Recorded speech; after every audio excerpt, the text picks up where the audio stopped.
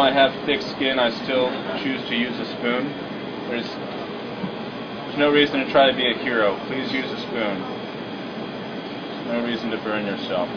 So we have boiling water. And what this is going to do, you can already see the curd has started to stick together on the points. It's ready to come together. So we're going to add this to the outside, once again spinning the bowl, or you could just move your water as opposed to moving the bowl on your countertop. And all I want that water to do is to coat the surface evenly of the curd that's there.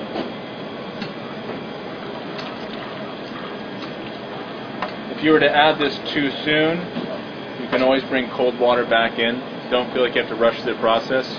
It'll be very clear if the water's too hot, because what will happen is the curd will just start to string out. You'll try to form it and it'll just become stringy and dissipate. So this should be a very smooth, slow, thoughtful process. Add a little cold water, slow it down, go back to it. There's many times when we're here and we have to walk away and the water cools down and it gets firm again, and we just start over without ruining the batch of mozzarella.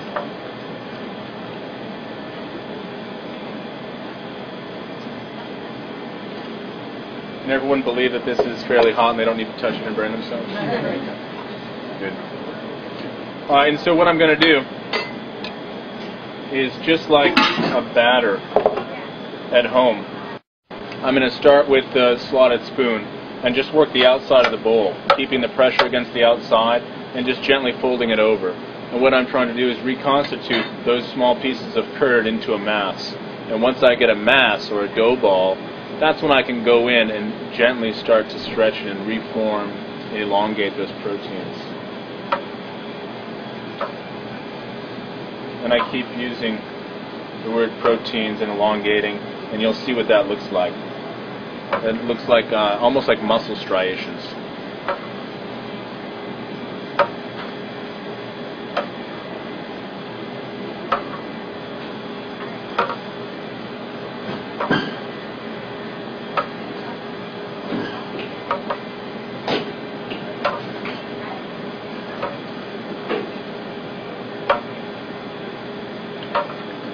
If anyone's daring and wishes to try this at home, add the water slow.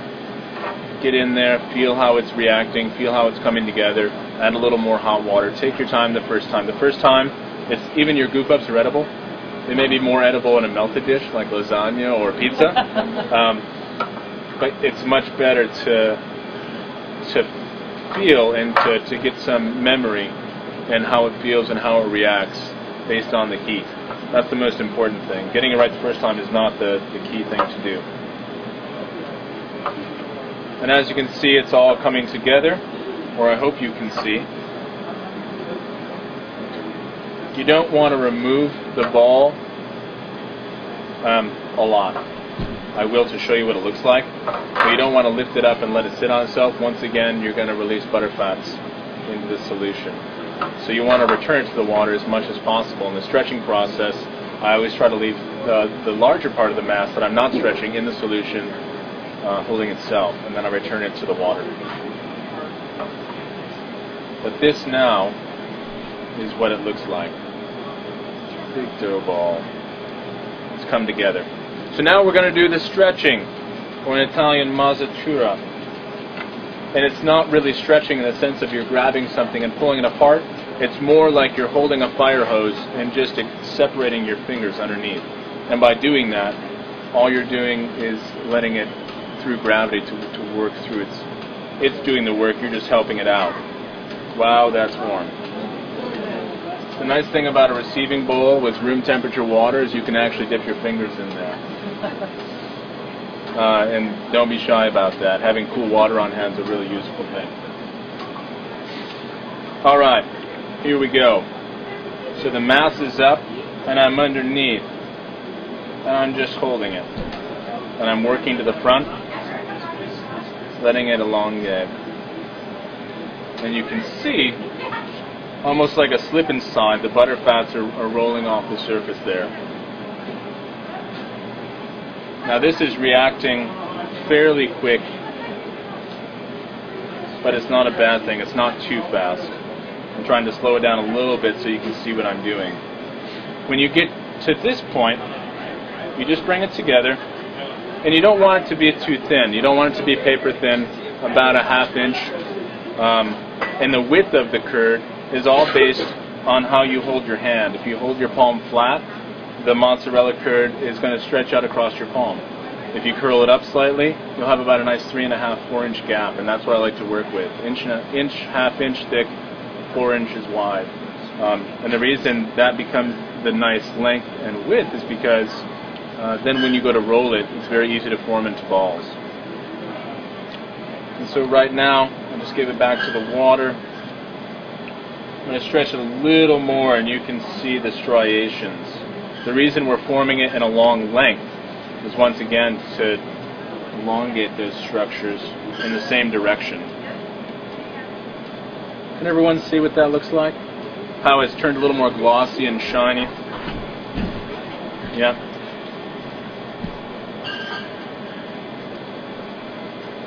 And as you can see, I'm not squeezing, I'm just suggesting where it should go.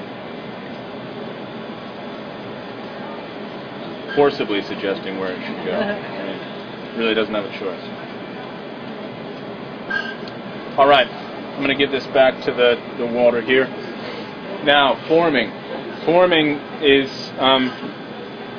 so simple, it's extremely difficult. All you're doing is you're getting a section of the curd thin enough, like we talked about, and wide enough to roll up like a croissant.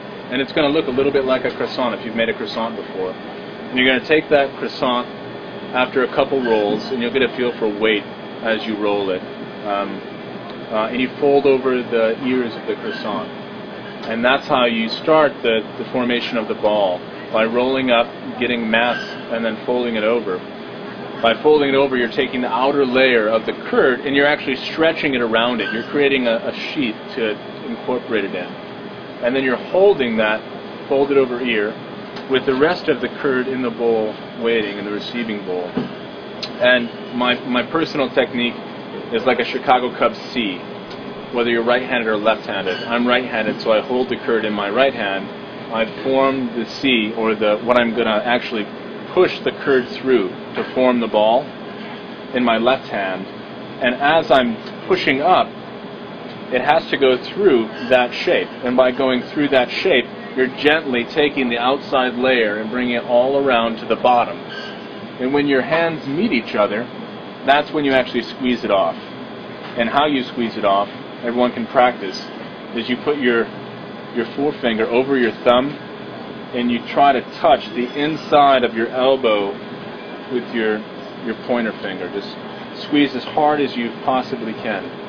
And that squeezes it off, and as it's held there, you swoop in with your opposite hand, and you just lift it off. And it's going to take some practice. So it's rolling up the mozzarella, folding it over to create the initial top of the ball, holding the mass, creating the crown, gently pushing up, putting the forefinger or the pointer finger over the, is that right? Pointer finger? Yes, thank you. Over the thumb, squeezing as hard as you can, and then swooping in and gently lifting it off.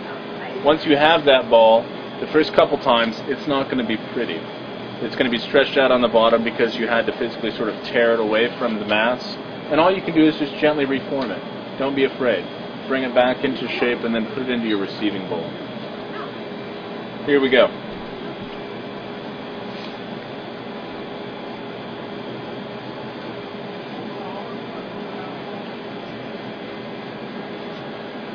So, I'm at the top here. The rest of the curd is essentially like a snake in the bowl. And I'm going to start by rolling it up. You roll it up, and that's about 1/3 of a pound right there. See how it looks a little bit like a croissant? Fold the ears over. Hold the mass. Create your crown. Push that through, pulling the outer surface over, and then underneath. The underwater cam looks like that. And I'm squeezing it off and then I'm just swooping in and removing it. So now I have the mozzarella ball, the rest of the mass, and I'm just going to give that back to the water so I don't pull out too much butter fat. Now at this point, like I said, just like you were working a ball of dough to rise, you're doing a hand-shaped loaf of bread, just tuck that under. Same kind of process. Yep. Tuck that under, you have those nice striations, it's totally unsealed, and then you just gently let it rest. Now if you were to simply put that on a cutting board and chop it up, it would, because of the heat, and because it hasn't firmed up a little bit, it would just flatten out like a pancake. And just like a piece of grilled meat, or a grilled something with a lot of moisture content, grilled vegetable, if you were to cut into it when it's very warm, the butter fats would ooze out. And the rest of the product would be possibly a little drier. So you want to let it rest for 5 to 10 minutes. And now you start right where you left off. That little piece that's pinched off isn't going to be any drier. You just incorporate it into the next ball. You fold over, hold your mass, create your crown, pull outside, forefinger over, squeeze as hard as you can, and just pop it off. No, really, it's easy.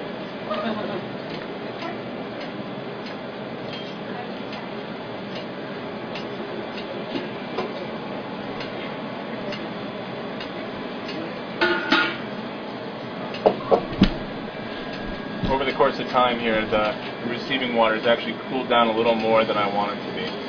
So I'm just going to incorporate a little warm water into that.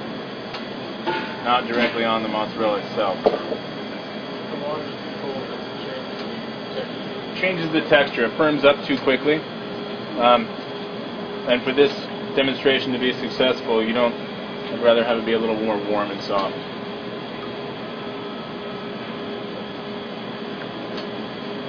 We're going to go back to our beginning. Now I'm just going to start going through it if you don't mind, so I can get these made.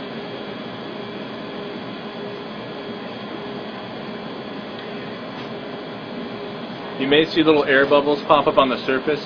In the rolling process, you will incorporate air. Don't worry about it, it's just fine. Another way to do the stretching is, as opposed to rolling, what you can do is lap it. And what I mean by that is you can just go back and forth and you can achieve the same product. You're doing the same thing, you're just forming it a different way. And that's not a problem either. That doesn't appeal to me as much as rolling. I like the texture, and when you cut into it, the look and the way it brings in the butter fat when you roll it.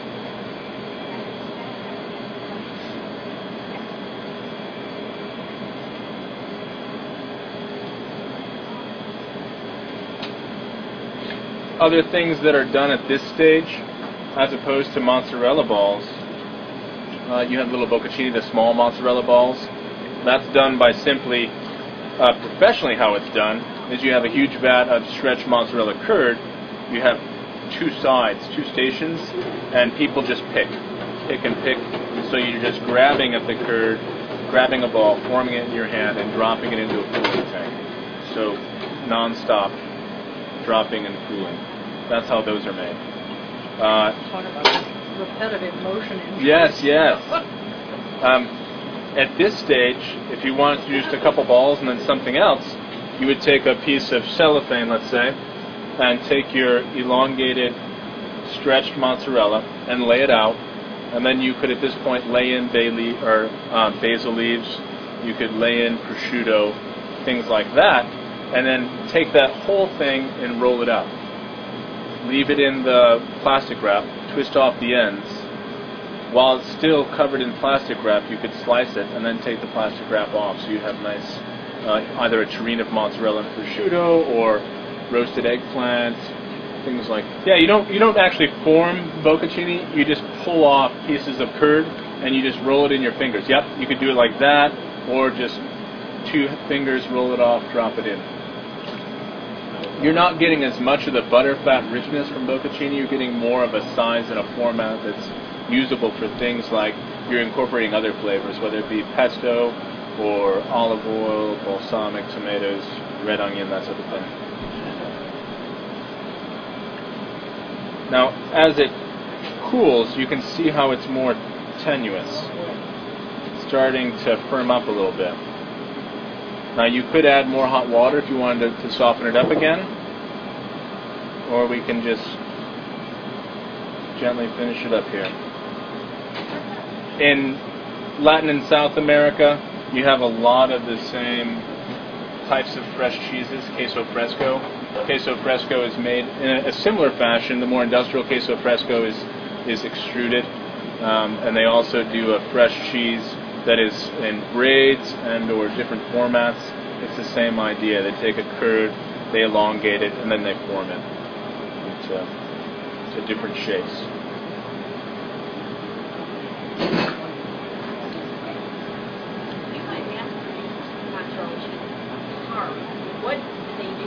Well, the hardness comes from the cooling of it.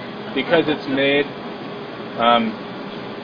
mass-produced mozzarella is not hand-stretched, it's paddle-stretched by a machine, almost like a big mixer that has a paddle. So it sits in a vat of hot water, and it has almost like a riverboat paddle that stretches the curd, and then it goes into a former that shapes and cuts it, and then puts it into traditionally a brine solution. And the time it goes from production, I'm sure when it's produced, it's still warm and flavorful. Maybe not as delicately prepared as this, but it is edible. It goes to a refrigerated unit, and as soon as you take a fresh mozzarella ball and put it in a chilled environment, the texture, you lose all the texture. And by cooling those butter fats, you also don't get the unctuousness and the richness from it. String cheese, sort of the same way. String cheese is this, but I love string cheese. So now here you have the end product I talked about. Has more of that honeyed golden hue to it. A little bit there was the end when it cooled down. I had to use a little more pressure, but that's par for the course. That's normal. Now we would feed this back to the pigs, and we'd make prosciutto out of that. But we don't have pigs. You can make a little bit of ricotta from this because it's already been formed once into curd. The best time to make ricotta or recooked curd is the first time it's renneted. First time it's coagulated is the best time to cut that whey, take that whey, separate it from the curd, and heat it again. That's when you get the most protein from it, the most mass. Because this has already been formed once, and we're pulling out essentially a second leaching of butter fats, you can still get a little ricotta. If you were to take this and boil it, you would be able to strain off a little bit of what's a good matter, but it wouldn't be as generous as if it was from a fresh source. Freshly made cow's milk, or what they call fior di latte, is still a much better product on par than Italian-bought water buffalo mozzarella. And it's just a function of the freshness and the flavor and the texture. I would suggest adding a little bit of sea salt, which we can, and if anyone wants a little bit of olive oil, I have that as well.